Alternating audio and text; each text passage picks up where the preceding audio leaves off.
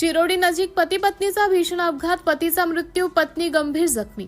Dhamangaon railway तालुक्यातील झाडा येथील 36 वर्षीय युवक निलेश जयसिंग पुरे यांचा चिरोडी नजीक झालेल्या भीषण रस्ते अपघातात मृत्यू झाला असून त्यांची पत्नी पायल जयसिंग पुरे या गंभीर जखमी झाल्या आहेत।